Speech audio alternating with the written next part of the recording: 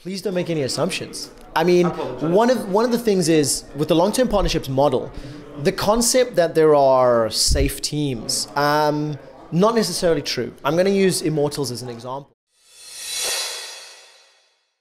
Hey everyone, this is Darius from the Shotcaller. I'm sitting here with Quickshot after an amazing EULCS final. Do you think that the outcome was surprising given how dominant Fnatic played at the end of the day? I mean, I think Fnatic were the favorites. Absolutely everybody coming into it, the majority of people anticipated a Fnatic victory. I was a little surprised at how just on top of their game they looked. In my opinion, G2 actually underperformed. I expected more from them. I thought they could have put up a bigger fight, and I'm a little disappointed we only got 3 games.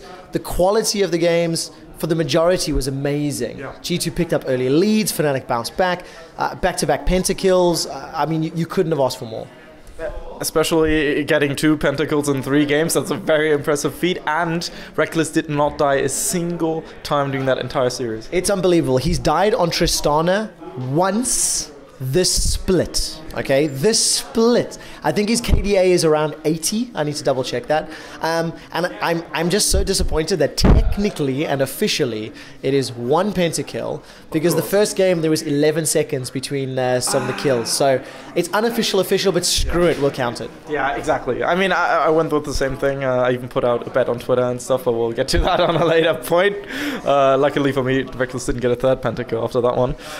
That could have ended badly. Now, that said, do you know how many games he played on Tristana at the split as well? Was it about 7 or something? If I recall correctly, including today, it should be 9 games, 8 or 9. He died 1 time, yeah. That's pretty good. Yes, only 1 loss under his belt as well. So good win ratio, ridiculous KDA. I mean, if you watch back the winner's interview where the entirety of Fnatic was sitting with Shocks, he very explicitly said, look, it was kind of easy for me today. Not because of anything other, but his team set him up so well. Game 1, they ran a Karma mid, for goodness sake. They ran Janna support in Game 3. There was a lot of tools to enable him because he's the tip of the spear, and he drove home the win. So it was teamwork, it worked together, and he ends up being the shining star. I do have to give a special shout out to Bripo, however. I think his Sion Qs were incredible. He almost made Sion look like he's a skillful champion at times. I concur. Okay.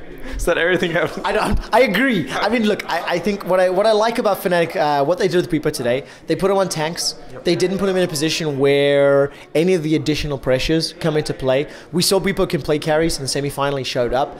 He was flashing it for solo kills himself while he didn't necessarily get them. It shows his mentality.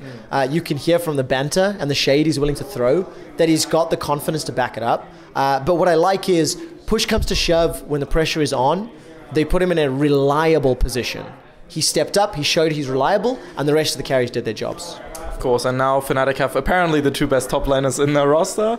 Yeah, unlucky for Source that he wasn't able to hoist that trophy today. Very unfortunate, but well, maybe we'll see him back soon. That said, let's talk a bit about franchising, because a partnership system. I apologize. The partnership system that is coming to EU next year. It's been hinted and towards for a very long time now. But a lot of the fans are still a bit worried at times, of course, because okay, we can see certain teams being clear favorites, but when you look at teams that have been with the league for a very long time, such as, for example, Rocket and Unicorns, and maybe even xPeke, who've gone to World Semi-Finals, they seem to be in a rough position. And what would you like to say to the fans of those teams? Well, yeah, I mean, the first thing I want to say is please don't make any assumptions. I mean, one of the things is with the long-term partnerships model, the concept that there are safe teams, not necessarily true. I'm going to use Immortals as an example. Absolutely. Right? Because what it boils down to is the business plan that teams are going to be providing. Okay. Now, yes, obviously, following, fandom, support, league success, these are factors that are involved in a business plan for a competitive professional team. There's no doubt about it. But then you also need to add on financial status, backing, ability to attract sponsors, ability to keep sponsors, ability to grow and develop not only your own organization, but in addition, the organization around you, in addition to the league.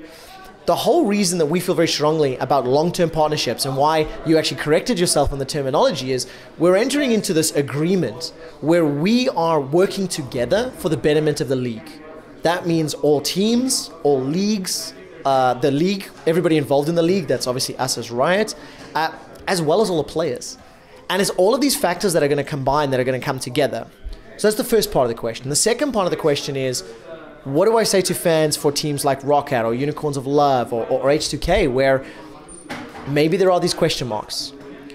The truth is, I don't know. The truth is, it's up to these organizations to put together a proposal that the league cannot say no to.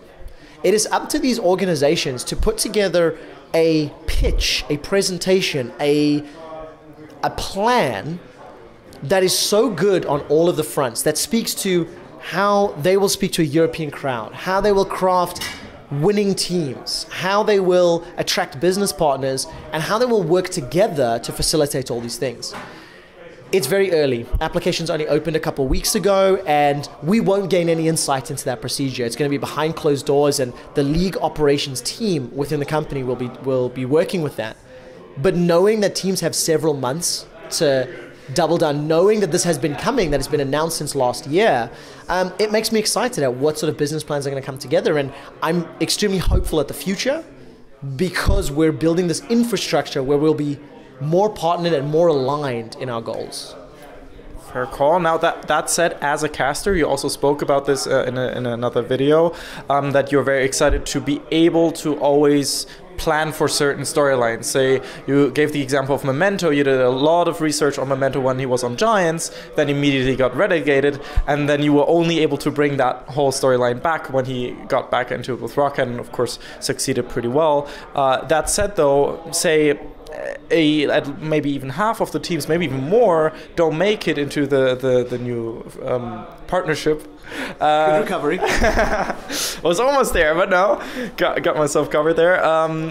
Isn't that incredibly hard as a caster then to create storylines for like 5, 6, 7 teams even? Of course it is. Okay. I mean, short answer. But look at it this way, right? Long-term partnerships, we know that the organizations that we partner with will be around for a long time. We know that they're most likely going to sign long-term contracts. You're already starting to see some of this development, the fact that Perks and Reckless have 3-year deals. It is fantastic to me as a broadcaster, as somebody on the team that can know that the resources we invest into diving into this players and this team's history and backstory, not only will it pay off in the long term, but we can build on a foundation. The Memento example that you gave, the reason it hurts so much is we invest a lot of time, resources, energy, money into digging into the story, flying to their homes, interviewing him. The story goes away, the player goes away. You then have to redo all of that. You have to reestablish those narratives. What about teams? Gambit. Years of legacy that go away. Alliance is a storied organization. They won a split, they have a title, and they're gone. So what I'm excited about is the ability to plan. There will be short-term pain, there's no doubt about it. The very first split in 2019 is going to be potentially new team names, potentially new players. But what I am excited about is knowing that the guys we partner with will be making some long-term investments on their side that will be aligned with our long-term investments. And that means that we can then plan.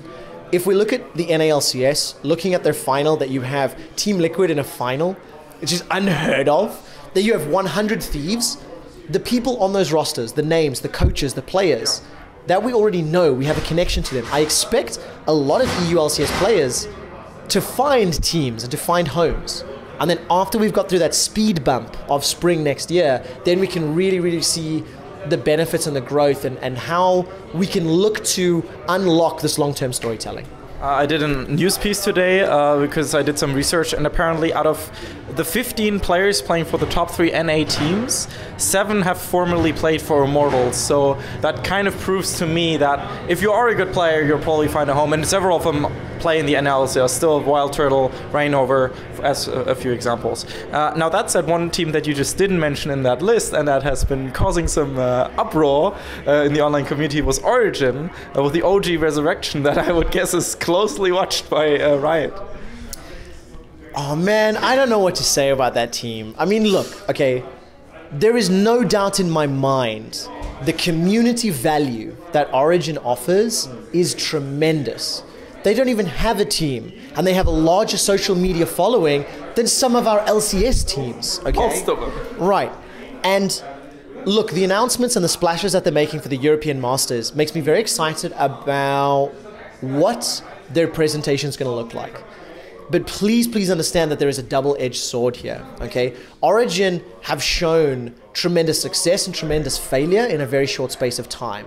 And for me, as a personal fan of League of Legends, as Trevor, not as an employee of Riot, I need Origen to convince me that they have learned from their organizational mistakes, that they have learned how to draft appropriate substitutions for their roster, and xPeke does not need to play jungle.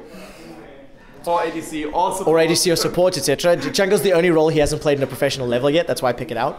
And while I am memeing a little bit, I think there were some very, very clear, very obvious weaknesses in Origen.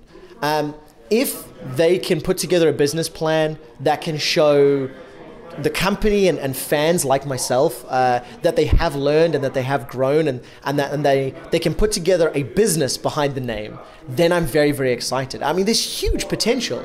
There's no doubt there. But if you look back at their history, it's very bittersweet, depending on your perspective. Lots of criticism coming out on Twitter as well, even claims that they haven't paid certain people. I mean, that is bad. And it again calls back to the organizational frustrations, right?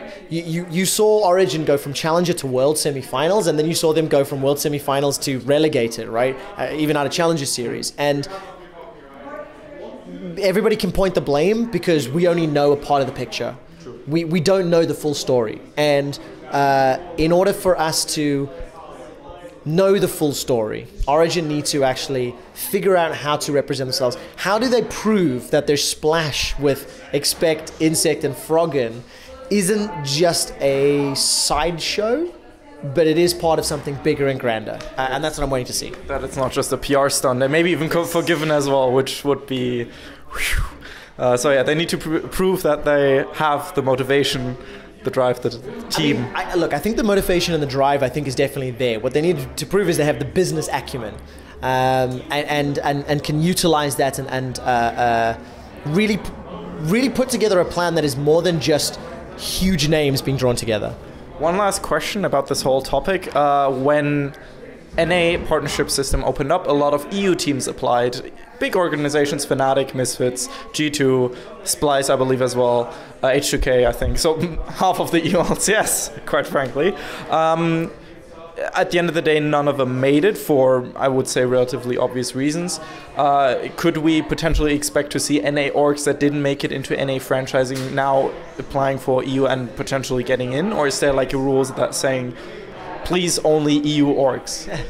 Well, look, I can tell you this. Seeing the NA application process, there was a number of teams that applied. We actually don't know officially what the reasons were for teams not making the cut or being declined. And at the time, the European office was still exploring what 2018, what 2019 was going to look like. So if you're running a business and you're looking to get involved in esports, or you are involved in esports, and something like NALCS franchising long-term partnerships is on the cards, you have business reasons to make those calls. The question that you asked is, are we saying EU for EU, or are we saying anybody? We're saying pitch us, all right? We're saying as one of our key components, you need to be able to speak to a European audience. And obviously if you're a European organization or a European esports team, or you have European players, or you play a sport that's played in Europe, you have an advantage. There's no doubt about that. However, there's no doubt that we're also looking for video game orgs. We're looking for people who know what they're going to do in the space. We're going to have all of the business plans analyzed, reviewed, inspected. I would be very excited at the idea of having NA organizations like Immortals considering. I'd also be excited having football teams or rugby teams, because I'm a rugby guy.